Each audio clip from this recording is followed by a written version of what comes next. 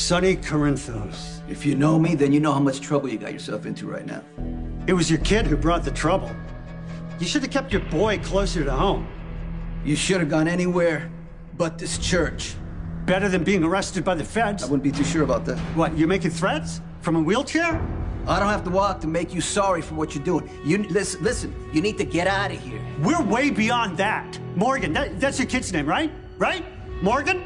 He broke up my shipment. You know, confidentially, I think your boy's got a screw loose. Yeah. Guys like that, they lose it at combat. They get so high off the adrenaline, they lose track of where they are. What did you do to Morgan? Molly! Why do you care? He a friend of yours? Listen to me. You say the feds are after you, right? How long do you think before they find this church? Not long.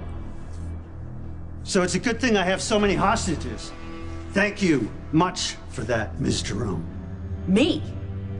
The shipment was headed to your gallery. You got me into this, and now you're gonna get me out. I don't know anything about any shipment. You and Paul Hornsby were trafficking the guns together. Did he warn you the ATF was gonna raid us tonight? I don't have any idea what you're talking about. Yeah. The second the Fed showed up, he started screaming that he was undercover, which explains why he wanted to finish the deal even when the kid showed up. He was collecting evidence, right? Were you helping him? Or did he screw you over too? Everybody comfortable? Huh? Not that I care, but if you leave your seat, you're gonna get shot. Now, since we're gonna be spending some time together, why don't we introduce ourselves? I'm Dixon, and of course I know Mr. Sonny Corinthos, and Ava Jerome, and Mr. Julian Jerome. Whose idea was it, huh? To have a wedding on the night of the shipment. We didn't know anything about your damn shipment. Really? That surprises me. Really? Who's the lovely bride? Alexis Davis. Not Jerome? No. Does that hurt your pride, Julian? You know what? Forget I asked. I don't want to embarrass you. What about you, Padre? Huh? Reverend Richard Alston. And the three ladies in the front row? Hmm? Sam. Christina. Molly. And the gentleman sitting next to Miss Jerome? Dr. Lucas Jones. Brad Cooper? You must be joking, right?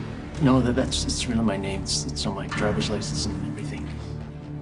Well, since no one's going to have a better name than Brad, why don't we skip the rest of the introductions? Really? I was next. I'm a little hurt. I'm a little disappointed. I would think that you would want to know all of us by name if you're going to wave that gun around in our face. I can make an exception for you and your date. Oh, this is awkward. Yeah. We don't actually know each other. Shame. She didn't even want to sit next to me. Nobody does. I'm very unpopular. I'm almost as unpopular as you are right now. Almost.